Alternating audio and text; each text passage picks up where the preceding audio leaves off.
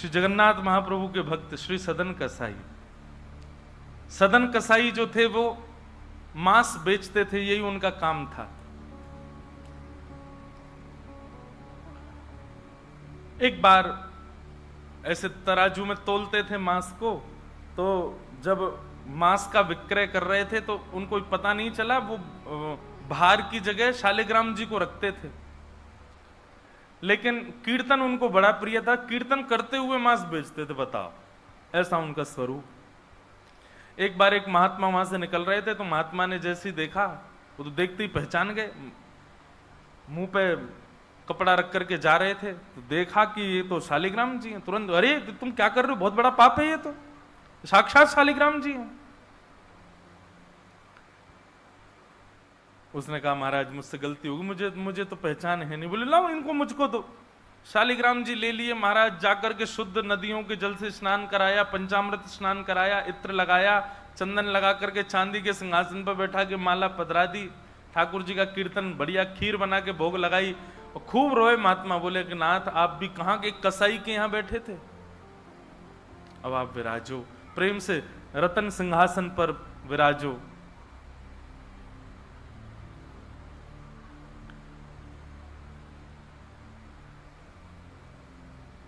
ठाकुर जी विराज गए।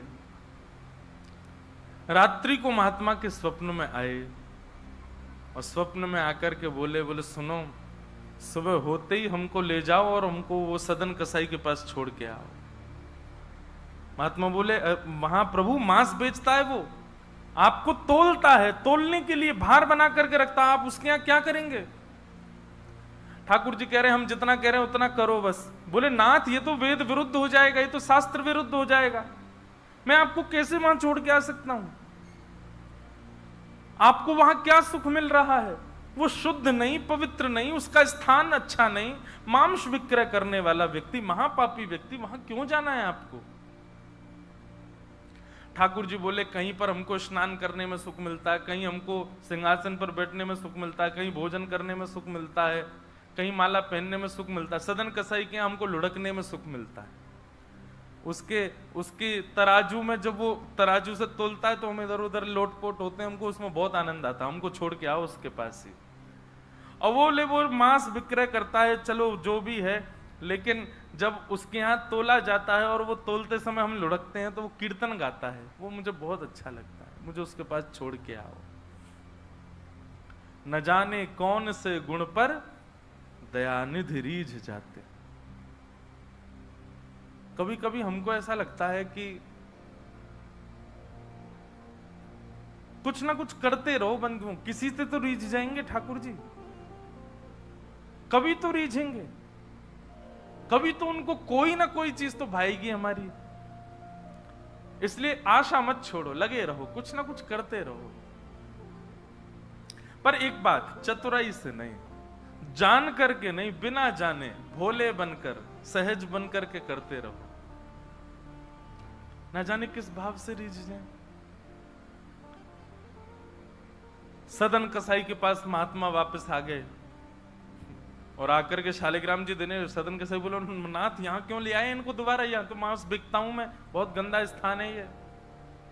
बोले धरो इनको अपने पास ही। ठाकुर जी रात में स्वप्न में आकर के कह के गए कि उनको तुम्हारे संग ही रहना है। मुझे कथा पढ़ते समय लग रहा था सदन कसाई की क्या स्थिति हुई होगी जब महात्मा ने कहा कि ठाकुर जी ने स्वप्न आके कहा कि उनको तुम्हारे पास ही रहना है।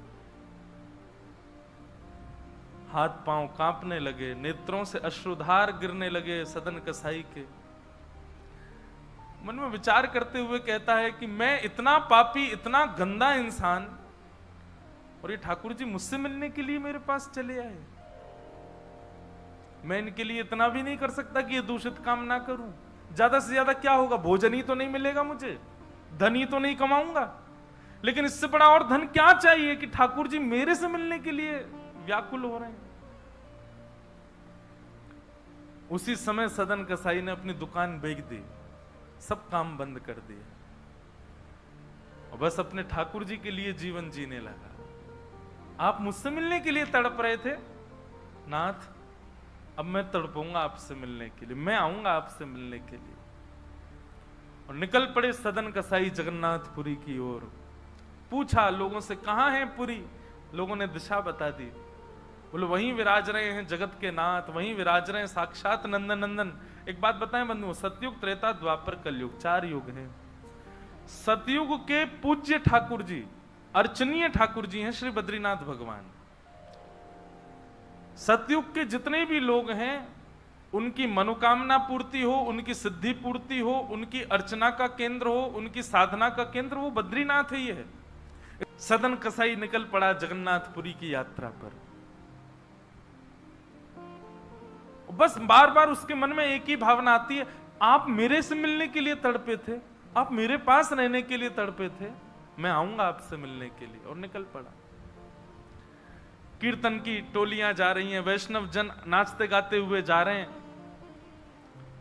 जैसे जैसे वैष्णवों की टोलियां और कीर्तन की टोलियां निकलती हुई देखे सदन कसाई, उसका मन हो कि मैं भी चला जाऊं। तो जो लोग पहचानते थे वो लोग कह देते थे, अरे कसाई है ये। तो सब लोग उसको कहते, भाई तुम हमसे दूर चलो, हमारी टोली में चलोगे, हमारे संग बैठ के खाओगे पियोगे, हम सब अपवित्र हो जाएंगे। जिस मार्ग पर सब लोग चल रहे हैं सदन कसाई उस मार्ग से उतर करके चल रहे हैं। कहीं मैं इस मार्ग पर चलूंगा, मेरे चलने से मार्ग अपवित्र हो जाएगा। और स्मरण कर रहे हैं महाप्रभु श्री जगन्नाथ जी का। चलते चलते बंधुओं, मुझे ऐसा लगता है आजकल तो ऐसे चित्र हो गए हैं, हम लोग कहीं भी दर्शन कर लेते हैं महाप्रभु जी का। उस काल की बात है जब चित्र भी नहीं होते थे, तो कई लोग तो पहली बार ही जगन्नाथ जी को देखते थे। कैसा स्थिति होती होगी उन लोगों की, कैसा भाव रहता होगा उन लोगों का। सदन कसाई चलते जा रहे हैं, एक मार्ग से उतर करके चल रहे हैं, निष्ठुर मार्ग पर चल रहे हैं और बस स्मरण कर रहे हैं श्री जगन्नाथ महाप्रभु का। चलते चलते चलते एक नगर में पहुंचे। रात्रि का समय हो गया, शाम का समय हो गया। तो एक भवन बना था, घर बना था, उसी के बाहर ही सदन कसाई बैठ गए। सदन कसाई का रूप बहुत सुंदर था। नेत्र, उनके केश, उनके मुख की आकृति, उनकी भुजाएं बहुत सुंदर थे। भले ही कसाई थे पर सुंदर थे। तो जिस भवन के बाहर बैठे वहां भवन की अंदर एक गृहिणी वो निकल करके बाहर आई और उसने जैसे ही सदन कसाई को देखा उसका मन आ गया उन्हीं के ऊपर। शाम का समय, सदन कसाई को लोभ देने लगी और उसने इशारा करके कहा कि भीतर आ जाओ। तो सदन कसाई ने उसकी ओर देखा और उनके मन में तो बस जगन्नाथ जी बैठे हैं, कोई ऐसा भाव तो दूषित था नहीं। उन्होंने इशारा कर दिया, कुछ इशारा किया और उस इशारे को उस कन्या ने, उस महिला ने ऐसा समझा कि मानो ये कहना चाह रहे हैं कि तुम भीतर जाके पहले अपने पति का वध करो, तब मैं रहूंगा तुम्हारे साथ। और बंधुओं एक बात बताएं, विषय जब माथे पर बहुत तीव्रता से चढ़ता है ना, वासना जब बहुत तीव्र चढ़ जाती है, तो व्यक्ति ये भी विचार नहीं करता मैं क्या कर रहा हूं। वो कितनी भी कथाएं सुन रहा हो, कितनी भी कथाओं में जा रहा हो, पर विषय जब उसके हृदय में होता है तो वो बिल्कुल विवेक शून्य हो जाता है।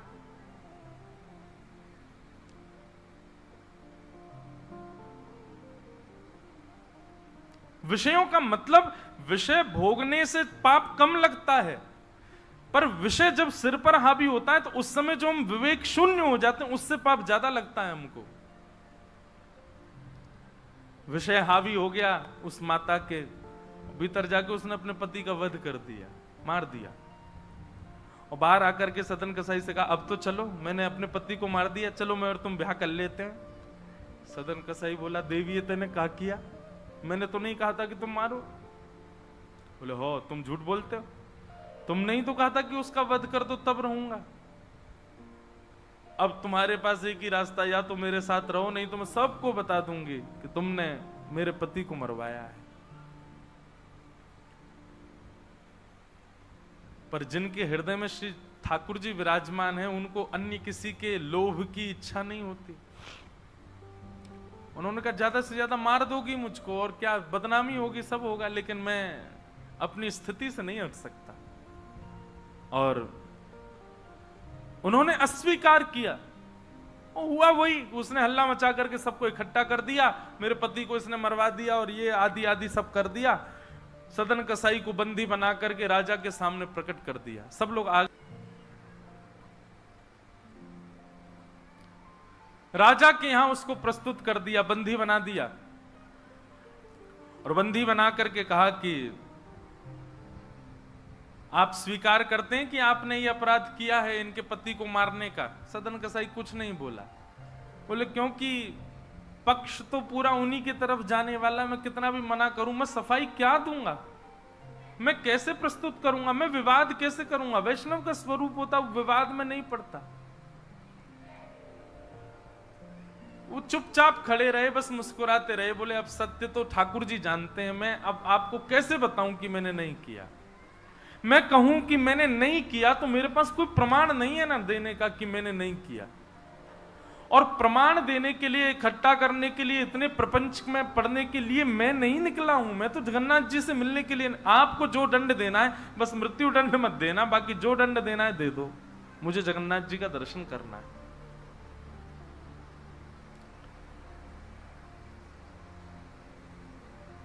राजा ने सदन कसाई की बात तो मानी कि मृत्यु दंड तो नहीं दिया, पर कहा कि जिन हाथों से तुमने उस व्यक्ति का वध किया उन हाथों को हम काट देंगे। सदन कसाई बोले मैंने एक बार एक कथा में सुना है कि श्री जगन्नाथ जी की भी भुजा नहीं है, लो काट दो। जैसे मेरे स्वामी वैसा मैं, और अपनी दोनों भुजाएं आगे कर दी। मेरे स्वामी भी तो ऐसे ही रहते हैं। अच्छा, एक बार की बात है, गोस्वामी तुलसीदास जी दर्शन करने गए जगन्नाथ जी का, और जैसे ही जगन्नाथ जी को देखा तुरंत नेत्र बंद कर लिए।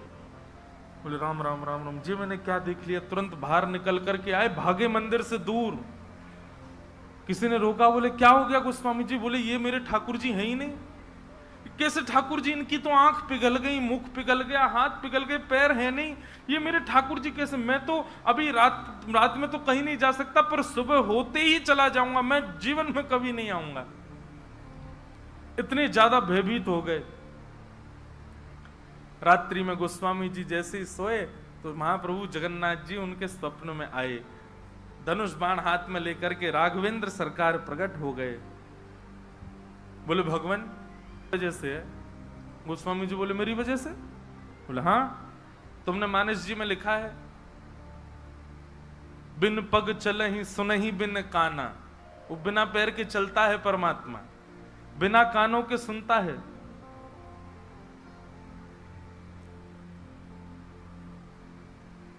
निज कृत कर्म करहु विधि नाना। बिना हस्त कमल के कई सारे काम कर देता है। अब आपके पास दो ही तरीके हैं, या तो हमारे इस रूप को स्वीकार करो, नहीं तो चौपाई को जाके मिटा दो मानस जी से। तब गोस्वामी जी को भेद पता चला। जय हो भगवान, क्षमा करो मुझे, मैं तो आपके रूप को जान ही नहीं पाया। तो अगले दिन दर्शन करने गए, तब वही रूप, बिन पग चलहि, बिना पैर के चलते हैं। और ऐसे कोई दुनिया का ठाकुर नहीं चलता जैसे जगन्नाथ जी चलते हैं। कोई भी ऐसा प्राचीन मंदिर आप बताओ जिसका ठाकुर निकल के बाहर आता हो, पूरे वैष्णवों के मेला के साथ में चल के जाता हो, एकमात्र श्री जगन्नाथ जी। और सुनो, आप लोग कभी दर्शन करना, श्री जगन्नाथ जी मंदिर में जाओगे तो जो गरुण स्तंभ है, जहां पर गरुण जी विराज सब लोग गले मिलते हैं, वहां पर उस गरुण स्तंभ के पीछे भोग घर है ठाकुर जी का। ठाकुर जी का जो प्रसाद है वो वहां रखा जाता है, गरुण स्तंभ के पीछे। और श्री जगन्नाथ जी कहां बैठे? भीतर गरुण स्तंभ वाला सभागृह, फिर उसके बाद एक सभागृह और है, फिर तीसरे गर्भगृह में वहां जगन्नाथ जी बैठे हैं। मतलब जगन्नाथ जी से और जगन्नाथ जी का जो भोग घर है, जहां पर भोग रखा जाता है, वो कितना दूर है? 1 2 3 तीसरी बेड़ी पार करके है। और आप कभी भी देखना, महाप्रसाद का भोग वहीं लगता है। ठाकुर जी को इतनी दूर रखा जाता है भोग, क्यों? बोले महाप्रसाद रखने के बाद में और मंदिर जब बंद हो जाता है थोड़ी बहुत देर के लिए, हम खुला भी रहे वैष्णव दर्शन करें, भोग घर का किवाड़ खोल देते हैं। इतनी दूर से ठाकुर जी कैसे भोग लगाते हैं? बोले आजान बाहु है ना, ऐसे भुजा करके ऐसे भोग लगाते हैं ठाकुर जी, लंबी लंबी भुजाओं से अपनी भुजाओं से भोग लगाते हैं। तो बिना हाथों के सब क्रिया कर रहे हैं, बिना कानों के सुन रहे हैं, बिना पैरों के चल रहे हैं। सदन कसाई ने अपने दोनों हाथ आगे किए और राजा के दूतों ने उनके हाथ काट दिए।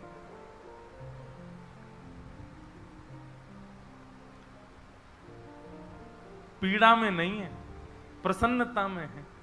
आंसू तो निकल रहे हैं नेत्रों से, पर प्रसन्नता के आंसू हैं कि नाथ आपने किसी रूप में तो मुझे स्वीकार किया। चलते जा रहे हैं, रक्त बह रहा है दोनों तरफ से। बस रास्ते में एक ही प्रार्थना कर रहे हैं, नाथ है तो ये शरीर ही, और यही माध्यम है मुझे आपके दर्शन का। इसमें जो ये पीड़ा हुई है, जो रक्त संचार हो रहा, रक्त जो निकल रहा है, बस इससे केवल ठाकुर जी इतना, बस इतना रक्त बचने देना भीतर कि मैं जगन्नाथपुरी पहुंच जाऊं, आपका दर्शन कर लूं, उससे पहले मेरे प्राण ना निकल जाए। और चलते जा रहे हैं। ऐसी लगन हमको कभी नहीं लग सकती बंधुओं, इस जन्म में तो नहीं लग सकती। हम लोग केवल बड़ी बड़ी बातें कर सकते हैं, बड़ी बड़ी बातें सुन सकते हैं, ऐसे प्रेमी हम जगन्नाथ जी के कभी नहीं बन सकते।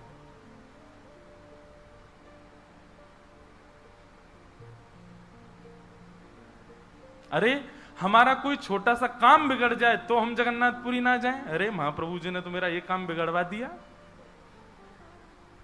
यहां तो हाथ पांव कटवा देते हैं वैष्णव ठाकुर जी से मिलने के लिए। सदन कसाई जैसे ही श्री क्षेत्र में उन्होंने प्रवेश किया, और जैसे ही प्रवेश किया ब्रह्म वेदी पर श्री जगन्नाथ जी झूमने लगे। पुजारियों ने जाकर के कहा, महाप्रभु जी आज्ञा करें, आप इतने प्रसन्न क्यों हैं? बोले मेरा एक भक्त आया है, वो बेचारा बहुत कष्ट में है, आप लोग तुरंत पालकी लेकर के जाइए और उसको लेकर के आइए यहां पर।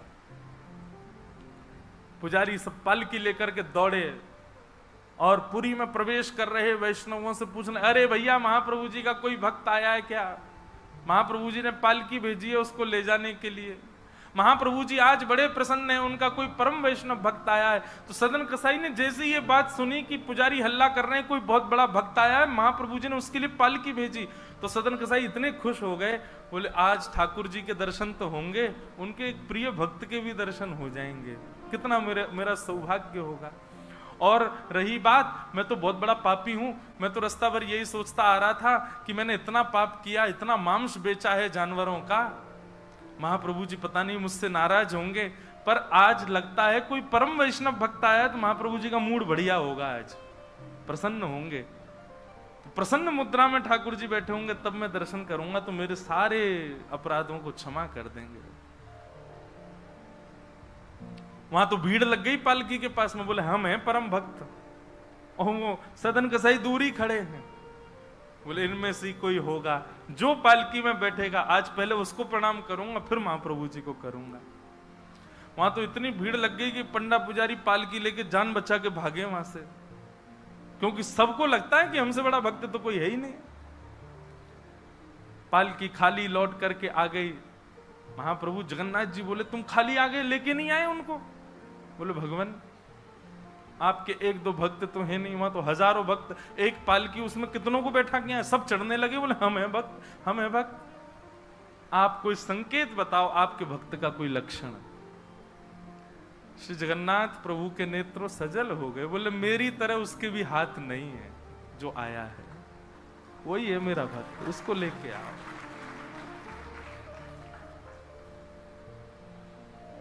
पुजारी पालकी लेकर के दोबारा गए, देखा तो जब श्री क्षेत्र आया ना, तो श्री क्षेत्र आते ही अब सदन कसाई चल करके नहीं जा रहे हैं, दंडवत करते हैं, लेट जाते हैं और फिर लेट करके उठते हैं, फिर आगे बढ़ के फिर लेटते हैं, फिर उठते हैं, दंडवती परिक्रमा की तरह भीतर जा रहे हैं। उसमें भी भुजा नहीं है उनके पास में, लेटते हैं तो उठते कैसे हैं ये देखने पर ही लोगों का हृदय द्रवित हो जाता है। और किसी से सहायता नहीं लेते। वो तो दूर चल रहे हैं ना, उस मार्ग पर ही नहीं चल रहे जहां सब चल रहे हैं। बोले कि मैं चलूंगा तो अपवित्र हो जाएगा मार्ग। एक सर्प के भांति जैसे रिगड़ के सर्प चलता है, ऐसे सदन कसाई आगे बढ़ रहे हैं। और प्रसन्न मुद्रा में मैं महाप्रभु जी से आज मिलूंगा। पुजारियों ने जाकर के जब उनकी स्थिति को देखा, कोई अपने नेत्रों के आंसुओं को रोक नहीं पाया। बार बार महाप्रभु जगन्नाथ जी को प्रणाम करें, कितने दयालु हैं नाथ, कितने कृपालु हैं आप। सदन कसाई को जाकर के पुजारियों ने उठाया, बोले चलो महाप्रभु जी ने तुम्हारे लिए पालकी भेजी। सदन कसाई बोले आपको कोई गलत सूचना मिल गई, मैं नहीं हूं वो भक्त जो इसमें। बोले नहीं तुम ही हो, ठाकुर जी ने आज्ञा करके भेजा है। सदन कसाई बोले अगर मैं पालकी में बैठा तो मेरे अभी प्राण निकल जाएंगे, आप सबसे प्रार्थना है मेरी, मैं महाप्रभु जी की आज्ञा स्वीकार करता हूं, मैं आपके संग चल दूंगा, लेकिन पालकी में नहीं बैठ सकता। चलने लगे, बस इसी बात से प्रसन्न है कि महाप्रभु जी ने मुझे स्वीकार तो किया। और जैसे ही सिंह द्वार पर पहुंचे और दंडवत करते ही जैसे ही श्री पतित पावन भगवान, सिंह द्वार पर ही श्री पतित पावन भगवान है, बाहर ही उनका दर्शन हो जाता है। उनको देखा, देखते ही बोले ये पतित पावन भगवान है, श्री जगन्नाथ जी के ही समरूप हैं, पहले इनका दर्शन करते हैं फिर जगन्नाथ जी का दर्शन होता है। जैसे ही दंडवत किया, अभी तक तो उनको ग्लानि नहीं थी कि मेरे हाथ नहीं है, पर अब दंडवत करते समय उनको तनिक एक ग्लानि सी हुई, काश मेरे हाथ होते तो मैं भी ऐसे दंडवत करता, दोनों भुजाएं आगे कर लेता। और इस भाव से जैसे जो शेष भुजा थे थोड़े से, उनको आगे करके रुदन करने लगे सदन कसाई। इतने में ही उनके भुजा निकल करके आ गई और ठाकुर जी ने भुजा प्रदान करके उनके दंडवत को स्वीकार किया। श्री जगन्नाथ महाप्रभु की। ऐसे महाबाहो, ऐसे हमारे महाप्रभु श्री जगन्नाथ, वो ये विचार नहीं करते हैं कि आप कौन हो क्या हो। कि आज मुझे एक व्यक्ति ने